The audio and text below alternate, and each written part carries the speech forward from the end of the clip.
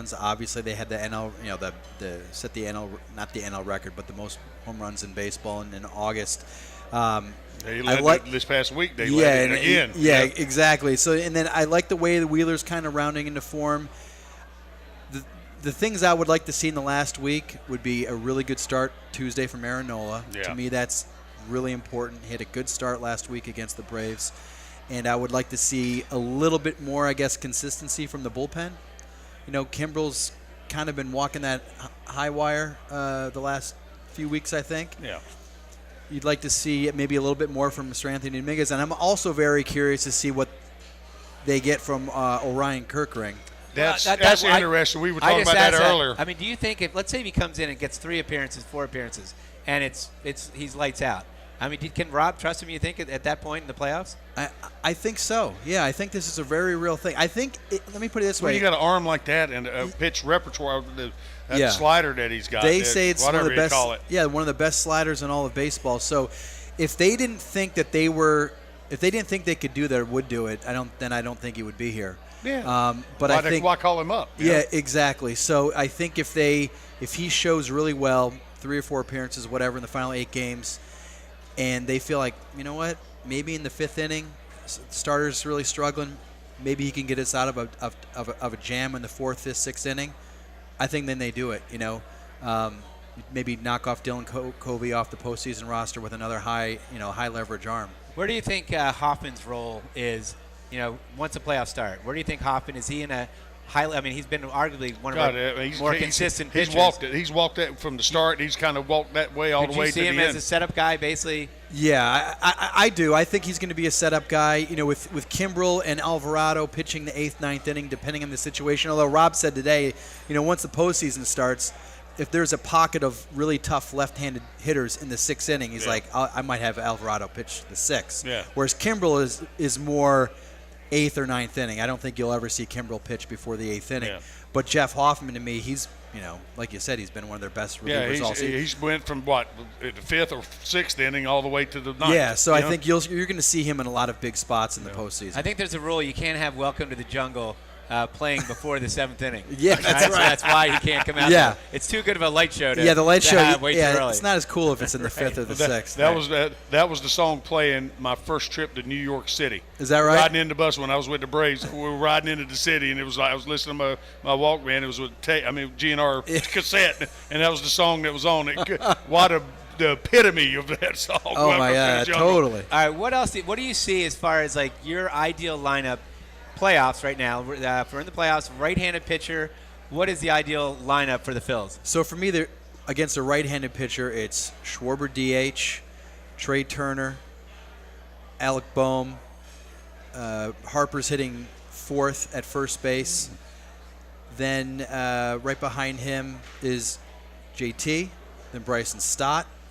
Then Nick Castellanos is hitting 7th, and then Brandon Marsh is 8th, and Johan Rojas is 9th. I love that lineup right there. Yeah, I think once the postseason starts, you're going to see Bryce Harper at first base every day, and which is great because the defense with Marsh. Yes, the defense is a huge thing. I mean, it's got to be. We can't afford to give runs away. We got to make plays. Absolutely. So, you have against a right-handed hitter, or right-handed pitcher, you have Marsh and left. And then maybe against a lefty, you have Christian Pache playing left field. But I love just the fact that those guys can run down anything. Any fly ball that's hit from the left field line to the right center field gap is pretty much an out. So is that your lineup with the lefty, just switching out Pache? Maybe for Pache for Marsh. Yeah, and I would say that's probably pretty much the same lineup against the lefty. Now for the wild card too, I'm assuming Taijuan Walker will not be on the roster because obviously he's not going to be one of the 3 starters, and he doesn't pitch out of the bullpen.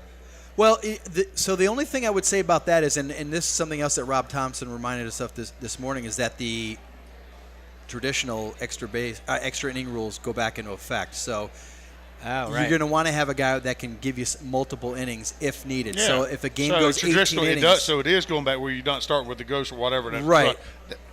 Yeah. Don't get me started on this. Yeah, it's unbelievable. So for that reason, I would see Walker staying on, even if he doesn't start, in case, in case, say, Ranger Suarez gets knocked out. Right. Line drive hits him off the leg. He's got to leave the game. You have a reliever finish the inning. Now you have Taijuan come in to start the second inning, the clean inning, and then you give him some length. Now is Lorenzen going to be involved in that too? Because Well, you that's got multiple guys. Good question. Yeah. Did Rob address that? Lorenzen, I think, will be on the team. I think he'll be in the bullpen. When we asked him today about Kerkering, I said, you really got to get him in a game, right? He's like, yes, we really have to get him in a game. Even if the situation is we're up 3-2 in the 7th inning, and this might normally be a spot for Jeff Hoffman or Sir Anthony Dominguez, we might just have to pitch him because we got to see what we have in him. He said the same thing about Lorenzen right now. Even though he's got a track record, even though he pitched terribly in that third of an inning, they want to see if he can give them anything in a relief role the final week of the season. So Kerkering and Lorenzen, they want to get some action too. Okay, good. Now, we talked about some earlier today, too, that the Braves right now are starting to hit in a little rough patch. Injury bug a Max little bit. Fried is on that IL, right, with a blister. And then Morton, who actually has pitched well against us, Morton now is on the IL, and he's not eligible right now for the division series, and I think he needs someone to be injured for him to be put on, right? If he can come back. Yeah, so the finger people's on him. Yeah, exactly. I don't know what's going on down there. But that is, I really like. I think everybody in baseball will really like that matchup, Phillies Braves, if the Phillies get through the first round, as everybody kind of hopes and expects. Because while the Phillies don't have a great season record against the Braves, you guys watch all the games. They were all right really there. close. Right. Other than maybe that Strider game last week when he shoved. But all those games have been really, really close. And they've had good at-bats against Strider in the past, even though they don't have the results to show for it, which leads me to believe if they can get some good quality at-bats, run them out early, get in that bullpen. Just like they did last postseason. It's taking that one time that you kind of get them on the ropes and you take advantage of it is a huge thing. You can turn it the other way, and then you're off to the races with it. Absolutely. Well, especially if he won't. I guess he'd be pitching game 2 if we did play the Braves in Atlanta, so he won't be pitching here.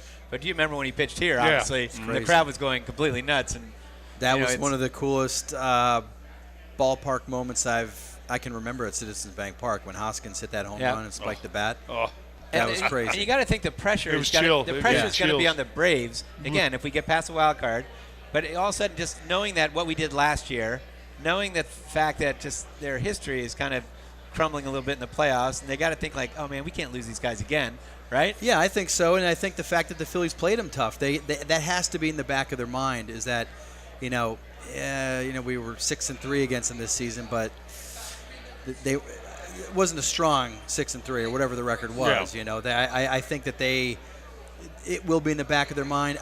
I definitely think that they would love to go back to Philly up 2-0, because if it's split 1-1, they're like, oh my gosh, now we have to go against this crowd, which is going to be on us like nonstop. All right, then I asked the same question to Tommy, and I want to get your reaction. Right now, it's a tight wild card race. Obviously, we haven't clinched it, but it looks pretty good, knock on wood. If we get that top spot, who do you want? Who would you think the best matchup would be for the Phillies, the Marlins, Diamondbacks, or Cubs? I personally think it's the Cubs, just because they've been playing the worst baseball recently. I know they won today, but I just think they match up better. The Diamondbacks would give me some concern because Zach Gallen and Merrill Kelly are both pretty good starting pitchers. You get both of those guys on, that could be a problem in a 3-game series. And also, it's a very young, athletic, fast team. Yep. So they're good defensively. They can really run the bases. I was thinking about this the other day. Phillies are up 3-2 in the 9th inning. Craig Kimbrell's on the mound. Corbin Carroll gets on base. Yeah. Right. That's a nightmare for Kimbrell. It's a nightmare for Kimbrell. Now you have the tying run on third base in the 9th inning. So for that reason, I would like to stay away from the Diamondbacks. They can beat the Diamondbacks. That's not what I'm saying. But that's probably the matchup I like the least out of those 3. Well, the first thing, the way you talk about that is don't let him get on. Right. Don't walk him. Yeah. Don't walk him. Make him earn it. Right. Don't give him the free base. Make him earn it. So it's just like we, did back with Bonds back in the day. We weren't going to let him beat us. Right. But it wasn't just because if he let off an inning, we weren't walking him. Right. That type of thing. We went at him and attacked him the best way we could. But the big thing was not walking him. Sure. And, make him those earn are it. killers. Make him earn it. Especially in the postseason. It's just like playing the old St. Louis people. You're talking about old St. Louis with McGee and all those guys, the bunch of greyhounds. Oh, yeah. You know, they if you walked them, they were on third. Right. And they had half a lineup of those guys. Right. You know, so I mean, if you didn't walk guys, you still had a chance of doing some positive Yeah, that's things. why I'd stay away from the Diamondbacks. Well, they're probably going to face the Diamondbacks, but that'd be the one that would give them the most concern. All right, Todd, we'll let you get back to work. Really appreciate it. Todd Zolecki from MLB.com. Thank you very much for doing that. Guys. All right, coming up on the it. show, we just had a big ceremony with Scott Rowland and one of his teammates, Mike Grace, was starting pitcher there. You're going to hear from Mike Grace. You're listening to the Septa Baseball Insider Show, presented by BCWSA. We are live from the CP Rankin Club at Citizens Bank Park. The Humeville Inn on Trenton Road in nearby Humeville is your hometown craft beer and pub food establishment since 1997, with daily specials and the best place to catch every Phillies game this season. The Humeville Inn has been consistently named the best bar in the burbs. Check out our homemade food specials, changing weekly. The Humeville Inn at the corner of Trenton and Humeville Roads in nearby Humeville. Visit us on Facebook and Instagram as well. This is Tommy Greene from the 1993 National League champion Phillies. And here's the pitch. BCWSA water and sewer customers, you have a new and improved option to pay your bill that's convenient, reliable, and secure. Powered by Invoice Cloud, you can pay your bill 24/7 online, pay by text or phone, or sign up for AutoPay to avoid fees for late or missed payments. Visit bcwsa.net to sign up or for more info. That's bcwsa.net. BCWSA, prove it. The life of an Eagles fan is a wild ride. Some years we triumph. Some years we don't. What never changes year after year is how we get to the game, shoulder to shoulder with our fellow fans on Septa. And this season, fans ride home free from NRG Station on the Broad Street line thanks to Unibet, an official casino and sportsbook partner of the Philadelphia Eagles. Plan your trip to the game and learn more about free rides home, sponsored by Unibet at iseptaphilly.com. Gambling problem? Call 1-800-GAMBLER. At Penn Community Bank, we're your financial partner for all of life's moments. Our checking accounts are designed with you in mind, providing convenient access and 5-star mobile and online banking services to help you achieve your goals. Right now, you can earn a $350 cash bonus for opening a qualifying new checking account with direct deposits in the first 60 days. Visit PennCommunityBank.com/cash bonus to learn more. Penn Community Bank, here we grow. Offer terms and conditions apply. Limited time offers subject to change. As for full details, member FDIC. The life of an Eagles fan is a wild ride. Some years we triumph. Some years we don't. What never changes year after year is how we get to the game, shoulder to shoulder with our fellow fans on Septa. And this season, fans ride home free from NRG Station on the Broad Street line thanks to Unibet, an official casino and sportsbook partner of the Philadelphia Eagles. Plan your trip to the game and learn more about free rides home, sponsored by Unibet at iseptaphilly.com. Gambling problem? Call 1-800-GAMBLER.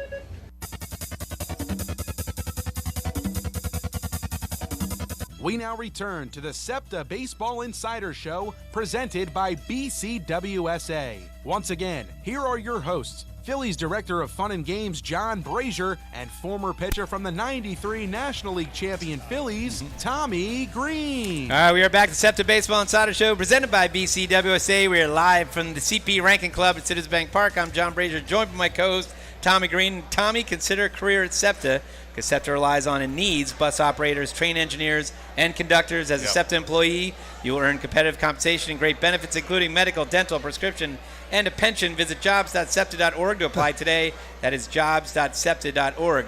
Now, Tommy, You do very good at that, Brazer. Thank you, Tommy. I appreciate that. And I heard our guest snicker about your title again. Yes, well, Director of Fun and Games. I had the title back then because we have Mike Grace, who's here, and Mike, you were here from 1995 to 1999, I think, right? Correct. So it was really fun because this weekend, I started in '94, so I feel like all you guys, seeing Wayne Gomes and seeing Kevin Stefsik and Rika Bronia and KJ, Kevin Jordan, and the whole crew. It was really fun to see everybody. For me, and Scott Rowland, obviously, because you guys are kind of like right when I started, right? And we're close to the same age. I'm a little older. He had the George Clooney look back then. The dark hair. You did have the George Clooney look back. Yeah, strikingly handsome.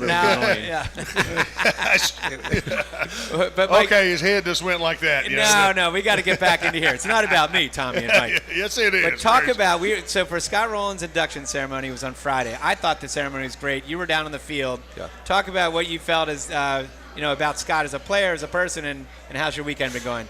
It's been great. It's the first time I've been here. It's at the new stadium since '99. Wow. Oh, wow. So it's amazing. You hadn't got to experience it, right? I mean, this is an awesome place, man. It really is, and it makes you really understand how a place, a venue, can alter your experience. Not that the vet was our home. Right. That was my big league. I mean, that was my place. You know? Yeah, we loved it. But when you come here and you're like, oh my God, right. this is amazing. So, well, and you got to experience the playoffs because the playoffs are I mean, it's loud here during the regular season, but it's crazy during the playoffs. I don't know if being a pitcher you'd want to necessarily pitch in this joint. Right. You know, because the gaps are kind of like yeah. They had to pay you a little bit more to pitch here, I think. But when's the last time you saw guys like Kevin Sepsic, Rico Bronya, some of the guys, or Gary Bennett? It's been 99. Since 99. Those names, man, that brings back some good memories. No, it was honestly, and Larry Anderson teases me a little bit. When he called back, he's like, "Look, Mike, your part specifically, we're trying to forget that era." And when you started, it was from after the '93 team. Yeah. We obviously struggled. Yeah. '95 through 2000, we were sucking we struggled. win. '94, '95. When I was here, I was 95 my last year. But I witnessed one of the greatest games, and I'm going to get the year wrong, because I remember we played interleague play had pretty much just started, and we were playing the Yankees, and we were playing at the Vet, right? Mm-hmm. And Mike, if I remember correctly, you pitched to the minimum number of batters, right? That's correct. Yeah, it was 20. Yeah, 3 hits. We had 2 double plays and a caught stealing. So it was a magic night. And the Yankees were it is a magic. And the Yankees were a powerhouse back then. They were stacked. I remember that game. Well, Schilling the night before struck out 16, and he was dominating. And I'm thinking, man, these guys are going to be out for blood. I mean, and I had 1 strikeout last batter of the game, and it was Tim Raines, and the ball was 8 inches outside. Yeah. I mean, and I was like, okay, I'll take it. But hey, you swing at it. So it was a different way to do it, right? Hey, there's more than one way to skin a cat, as they say. When Kurt was on his, I mean, he had that elevated fastball that and he dotted it. And he could dot it, and he could go down and pop it up at different quadrants. That's what made him so. I mean, his command of his pitches were. Yeah, that's what was huge. Exceptional. Command. Yeah. So it wasn't just the power, but the way he was able to move the ball around, but that Yankee team was legit. They were impressive. Now, for both you guys, and I've asked you this before, Tommy. Obviously, you had thrown a no-hitter. Mm-hmm. Like, do you know when you're in the bullpen before the game? Like, do you feel it, or is it just more like it doesn't really matter? You could have an awful bullpen, and for some reason it clicks right when you get on the mound. Well, we both agree. We both agree with that. There's times when you had lightning stuff in the bullpen, and then you go out there and it's like third inning, and they're like, okay, it's been a good night. And it's like, gosh damn, what the hell happened? I got one in particular in the playoffs. The first time I didn't lose a game all year in '93 at home. Right. Yep. I pitched my first start in the playoffs against Atlanta. I was pitching on my 10th day. At the Vet. I could throw it through that brick wall there. Right. And Pratty told me in the bullpen, he caught me, he says, I've never seen you throw. You said you were throwing over 100. Yeah. He said, but a raging bull. But I was like there all night. First part of the game, the Dutch, ball 1, ball 2. Couldn't control it, right? I was up in the zone, and back then they didn't call that ball like they do. Right. I'd been all right if they called it like today's zone. Right. It was ball 1, ball 2. Then you have to get it down. That was the one McGriff about killed a family of 4 in the upper deck, right field. Yeah. Remember Crooked? Yeah. But it's that way. And there's other times where you feel awful in the bullpen. You don't feel good. Right. And, and you're like. And what happened? There's just something switches on? Well, it's just like pitching. I mean, probably in the minor leagues, I don't know how much you did this. I know back with the Braves, when they moved guys, and sometimes we had to pitch on the 4th day. Right. A right good bit. And you don't feel as strong. Right.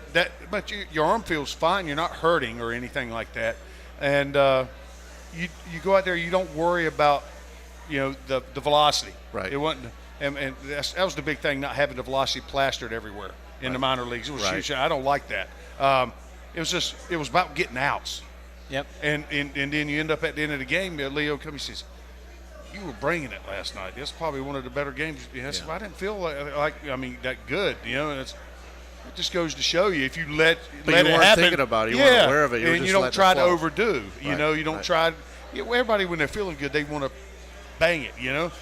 I mean, there have been times, and I remember. It's good to reach back. That's what made Schilling so good. Oh, yeah. That's what made him so good at times. And then he could, in that sixth inning or when that big, he could reach back for that one and get you extra 2 or 3 mile an hour on it. Made it with hop. It didn't straighten out. I mean, it was, it had hop to it. It had something to it. As rough as those years were, you had Roland. Yep. That was blossoming, obviously, and then you had Schilling. Yeah. You had some literal superstars. Now, did you see? I mean, obviously Scott Rowland was Rookie of the Year, and then he's Gold Glove his second year. We saw him down in the minor leagues. So you saw it. I played with him in A-ball. Right. Yeah, so I saw him down in Clearwater when I was You could probably see that from the get-go, right? He could play, man. It's just like when you're all starting out young, you don't have the sense of awareness of how certain guys just stand out. And Scott was exceptional at a lot of things, especially the little details, especially like running, running the bases and the nuances of that. And being the size he was. Yes. I forgot how big he is, and I saw him. I'm 6'4", and he's stacked. Yeah. I'm like, wow, I forgot how big he was. He's a big dude, man. Right. And just to have the flexibility on this ground ball, like before the ceremony, they were showing a video, and a couple things stood out. You forget how agile he was, when he's getting on that ground ball coming out in third base, and you forget too how great of a first baseman Rico Brogna was, right? Unbelievable. And he's a good dude as too, good man. as Scott is at third base, Rico was. And it didn't look like an effort. It just looked like it was just like he's walking. Right, just swipe it and pick it up. It's crazy. Yeah, it's Hey, crazy. and see, that's what makes. I mean, us starting pitchers when we started, we were like. The other days we were like, we're getting to watch that every day. You get to watch the best in the business, no matter if it's just on our team, the other teams play the game like it's, and you learn. You continually to learn. You see, you kind of store that. If you see positive things happen, it carries over. I think, and you let it happen. I think that's a huge thing, man. That's what I enjoyed about. I know I look back at my career as far as the big leagues is concerned, and that was one of the best times watching some of those, watching Schilling pitch in games and that type of thing, and watching Dykstra play and. Yeah, exactly. You have to play, and then people like Darren, who was still there some of those times. But when you're seeing a guy like Scott Rowland, come up his first couple of years, and then actually grow and learn. It's really inspiring and impressive. You got to see him a lot more in the minor leagues than I did. I know when I saw him in the minor leagues, it was I said, this dude's special. I mean, he can play it over there. Hey, and being that size, I said, and agile, nothing get by him, and he made the throw too. It wasn't like he had everything. True athlete. Yeah. All right, we're here with Mike Grace, pitched for the Phillies from 1995 to 2000, right? Did I get that right? No, 99. 99. Sorry, to 99. Wait, you just took my stat away. Where's this? Chris Irmer gives me a great stat that I could have used for the Smart Stat of the Week, brought to you by Payroll Service Solutions, which I've already done. And he gave me a great stat, and then I had it all ready to read, and he just messed it up. Because your record at the vet, if I remember it correctly, because you can't find it now, you were all-time. You were 7-2 with a 3.06 ERA. That's your all-time record at the vet. So you obviously liked pitching at the vet. The home cooking was good here. Hey, there's something about the vet, man. There's something about it. It was a comfortable part to pitch in. And I loved it. It was fair. Even though, I mean, it would travel there, during the summer a little bit, but because of the turf and it was hot and, but it was a fair ballpark. I always thought it was fair with the high walls. I mean, it was good. It made it fair. Yeah. All right, the last question for you, Mike. Again, Mike Grace. You had Gary Bennett. You had Wayne Gomes. You had Scott Rowland. You had KJ, Kevin Jordan. Yes. You had Kevin Sefcik. Who am I forgetting? Leby was here. Bobby Abreu. Bobby Abreu was here. Rico Brogna. Mm-hmm. The big question is, you guys were all staying in the same hotel, right? Who was the MVP of the bar at over the weekend? Wow. There had to have been an MVP. Wow. I'm going to say it's Wayne. You can't ask that about my team. I'm going with Wayne. I'm going with Wayne Gomes. Would I be close if I said Wayne Gomes? That's you know what? It's a neck and neck race, and we're still. You're still going, right? To be determined. To be determined. It's ongoing. And me and KJ are still. You're still there. All right. Right. All right. And we didn't even say. I think whoever stands last is the winner. Yeah. So I could be the winner. winner. Have a shot. You got a shot. And for Well, here you go. There you go. You already got a good start. And you're in New Mexico, right? And you're in I am in Las the real Cruces, estate New investment Mexico. world, right? Yep. So good. Yep. All right. Well, it was great seeing you. It's great seeing you. And hopefully we'll have more time. Well, now that you're back, you got to look keep great, coming. man. You got to keep coming back. Thank you. It's good All to be right, here. that was Good to Mike see you, Grace. Steve. Good to see you, All right, Mike. coming up on the show, we're going to get ready for today's game, give you the lineup, give you some stats. You're listening to the Septa Baseball Insider Show, presented by BCWSA. We're live from the CP Rankin Club at Citizens Bank Park. The Humeville Inn on Trenton Road in nearby Humeville is your hometown craft beer and pub food establishment since 1997, with daily specials and the best place to catch every Phillies game this season. The Humeville Inn has been consistently named the best bar in the burbs. Check out our homemade food specials, changing weekly. The Humeville Inn, at the corner of Trenton and Humeville Roads in nearby Humeville. Visit us on Facebook and Instagram as well. BCWSA customers, former Phillies pitcher Tommy Greene here. I played on the 1993 National League champs, so I know a thing or two about what it's like playing on a winning team. BCWSA has all the ingredients. They make it easy for their customers to get automatic updates by text, email, or phone anytime there is a disruption in your service area. You can even customize your alerts by going to bcwsa.net. That's bcwsa.net. BCWSA, your partner for a safer environment. BCWSA, proven. The life of an Eagles fan is a wild ride. Some years we triumph. Some years we don't. What never changes year after year is how we get to the game, shoulder to shoulder with our fellow fans on Septa. And this season, fans ride home free from NRG Station on the Broad Street line thanks to Unibet, an official casino and sportsbook partner of the Philadelphia Eagles. Plan your trip to the game and learn more about free rides home, sponsored by Unibet at iseptaphilly.com. Gambling problem? Call 1-800-GAMBLER. At Penn Community Bank, we're not just your bankers, we're your neighbors. That comes in handy when you're purchasing your first place, refinancing an existing mortgage, buying a second home or investment property, or looking to tap into your home's equity. Whatever your situation, we pair the latest products, services, and technology that you need with the experienced banking professionals you want. Visit penncommunitybank.com or stop by your local branch to find out how we can make your family's growth personal. Penn Community Bank. Here we are and here we grow. Member FDIC, Equal Housing Lender. The life of an Eagles fan is a wild ride. Some years we triumph. Some years we don't. What never changes year after year is how we get to the game, shoulder to shoulder with our fellow fans on Septa.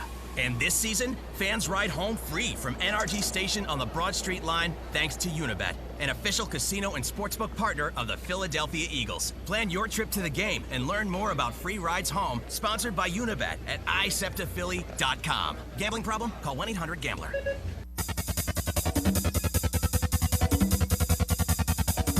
We now return to the Septa Baseball Insider Show, presented by BCWSA. Once again, here are your hosts, Phillies Director of Fun and Games John Brazer, and former pitcher from the '93 National League champion Phillies, Tommy Greene. All right, we are back to Septa Baseball Insider Show, presented by BCWSA. We are live from the CP Rankin Club at Citizens Bank Park. I'm John Brazer, joined by my co-host Tommy Greene. Tommy, great show, by the way. We've had Craig Rankin, we've had Mike Grace, we had Todd Zolecki. And, Tommy, did you know that Septa operates a fully electrified multimodal rail system and has one of the largest green bus fleets in the nation? Yes, that's what you were talking about the other day to me. That's exactly right. Yeah. 2 reasons why SEPTA commuters have 1/3 the carbon footprint of those who travel by car. Visit iseptaphilly.com to plan your trip today. That's iseptaphilly.com. All right, a lot to talk about. Before we get into the lineup, which we will give you shortly, let's just talk about, because we really didn't get into any of the games, a couple games, because Monday – again, face the Braves in a key series. We need to take, in my mind, we had to take 2 or 3. Yeah. At least not get swept. And it's probably not the best way to look at it. I'm sure Rob Thompson had a different view of that. But it was a signature moment because Zach Wheeler, what a game. Phils beat the Braves 7-1. Zach Wheeler was on, and I think it was a statement. It was a statement to the Braves, said, you're going to have to face Zach Wheeler when we're going to play you guys, hopefully, in the NLDS. And he went 6 innings pitched, 3 hits, 1 earned run, 2 walks, 5 Ks, and then the bullpen shut it down. Soto, Strom, and Covey. Yeah. And there was a power right there. You had Rojas hitting a home run. You had Harper. You had Real Muto Castellanos. And then how about? It's good seeing Soto too, kind of trend in that direction too. We're going to need him, man. Totally need him. But how about Schwarber? How about Schwarber's bomb? It was the second furthest home run ever, I think, in the at that park. and it was the second furthest home run this year in Major League Baseball. Yeah. It went over the chop house. Well, I'm glad it went over it, because if it hit the chop house, Yeah, they people might might have shut it down. You Right. had to I mean, construction. You had to bring in the crew, Could you because they imagine- killed that ball. could you imagine if you're in the middle of your medium rare fillet, and all of a sudden, you're just about to take It's a like sip. it's like the Water about Boy. to take a sip of your nice little, Chardonnay. Or, Remember the movie Waterboy, right? When Right, he threw the thing at Colonel Sanders, he hit him inside the head. That Felt would've- like that. That would have done damage. Well, and we talked about the Phillies injury, or Yeah. the Braves injuries, but Chris Wright might be one of the guys we face, and I don't know, because we rocked him, and they probably not going to see their reliever Tonkin either, because that's who we did don't a wish lot of- anything bad on anybody. No. Of course, health-wise, you hate to see things happen like that, but that's the nature of the beast sometimes. And that's why it takes a team to win. Yep. And we got to go through the same things with some are. You got some guys at the end of the year. Guys are, some guys are playing nicked up a little bit. And that's why it takes everybody. Everybody. It takes everybody to do it. All right, and then Tuesday was a tough one. We lost 9-3. That was the Acuna game. It was Acuna game. He had 2 home runs. Yeah. And then Strider. Strider He's filthy. has the most strikeouts in the league. He's got 50 more than the next guy. He was just dominant. We get three earned runs off him. Yeah. So that's good. Now he didn't walk anybody and get 11 strikeouts. He's gettable. It's just about holding the offense down, staying close. Yep. Right there. Usually it's going to be a low-scoring game for the most part. We can't afford to give up 5 runs or more. Well, let's talk about the big night was Wednesday. So it's a rubber match going into the Wednesday match. We're 1-1 with the Braves. It would be a great win if we could pull it off. Yeah. And how about Castellanos? 2 home runs, right? And then all of a sudden we had the 4-0 lead. They say they start coming back. The momentum's all with the Braves. They start coming back. All of a sudden they have a guy on third base with 1 out in the bottom of the 9th, right? So if they score, you think that's we're going to blow this game. Yeah. And all of a sudden there's a pop fly in foul territory. And Castellanos runs over. A short right field, right? Short, yeah. It was a shorter right field. It's still a long throw. And Kruk on the telecast said, no, let it drop. No. Yeah. And I think who was he? Luke Williams? Luke Williams is on third. I think he thought he was going to drop it or let it drop. So he didn't really get a good tag up from third base. Yeah.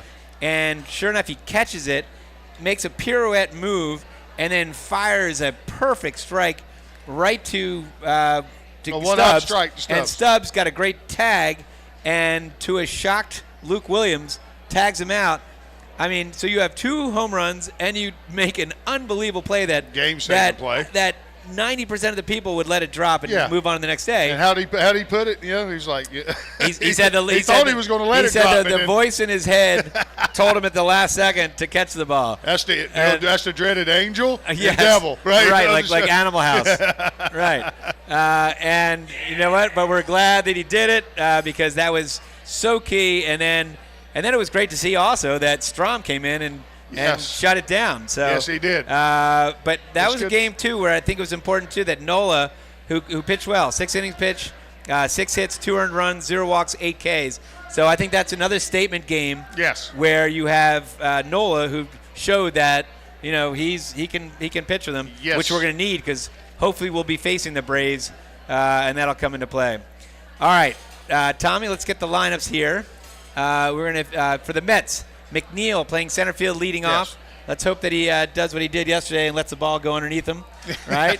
And roll to the wall. Yeah. So he is leading off, but he is a Phillies killer. He's a pest. He is. To me, he's a good hitter. He's like a pesky hitter, man. He's like the Mark Lemke of the current era. Remember Mark Lemke of the Braves? Just always got a hit against the Phils. He's like he reminds me a little bit like Brett Butler.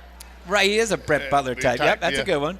Pain in the rear. Pain in the rear. All right. Mauricio is batting second, playing second base. Pete Alonso, the Polar Bears, batting third, DHing. Batting fourth, Lindor, shortstop. Vientos batting fifth, first base. DJ Stewart batting sixth, right field. Alvarez catching.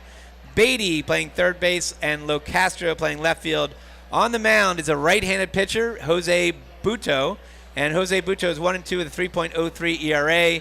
He only has 5 games started this year. and it's actually the last 3 games pitched pretty well. He's gone an average of about 5-6 innings, and he gave up 2 earned runs against Washington, 1 earned run against Arizona, 1 earned runs against Miami. So he's pitched well, so he's due to give up like 6. Yes, he hasn't pitched against the Phils, and he hasn't pitched in Citizens Bank Park.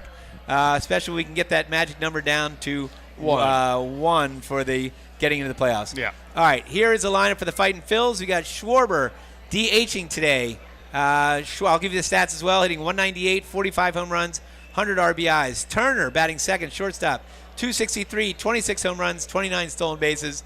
Batting third, Harper playing first base, 292, 20 home runs, 69 RBI. Bohm is the cleanup spot, batting third, 281, 19 home runs. He's 1 away from hitting 20, which would be great. 95 RBI. It'd be great to see him get to 100 as well. Stott batting fifth, batting 281, playing second base, 15 home runs, 29 stolen base. So he and Turner have tied for the team lead, 29 stolen bases. Real Muto batting sixth, 251, 20 home runs, 61 RBI. Castellanos batting seventh, 275. It's kind of nice having a guy who's got 28 home runs batting in the 7th spot with 100 leading the team in RBI. Yeah. Batting 8th is Marsh, batting 277, 10 home runs, 54 RBI. And Jake Cave, left field, 229, 5 home runs. And on the mound is Christopher Sanchez, who's 2-5 with a 3.55 ERA. I know he faced the Mets back in June 24th. Yeah. Which is my birthday. Hey. And he went 5 innings pitched, 3 earned runs, 0 walks, 4 Ks. That would be, I'd like a little better than that, but it would be.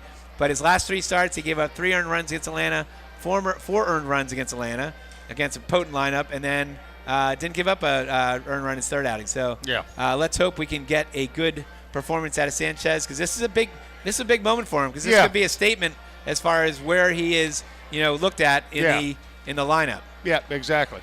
So, all right, Tommy, that wraps up today's Septa Baseball Insiders Show presented by BCWSA. Next to my co-host Tommy Greene, our on-site engineer Chris Ermer, back to the studio. Gus Barber. And thanks also to Kevin Tedesco, Jason Firestone all year for getting us great food options all season, because this is our last regular season show at the ballpark. Thanks to our guests today. We had former Philly Mike Grace. We had MLB.com beat writer Todd Zolecki. We had Craig Rankin from CP Rankin. Thanks to you for listening. The Baseball Insider Show will be back next Sunday at Puss in Boots in Fairless Hills from 12 noon to 1 o'clock. Now, it's a 3 o'clock game, but we're going to be from 12 to 1 right for the Eagles game. A couple hours for the Phillies game for our last regular season show of 2023, and hopefully we'll get some playoff shows in there. Have a great week, Tommy, and as the late, great Harry the K says, we're out of here.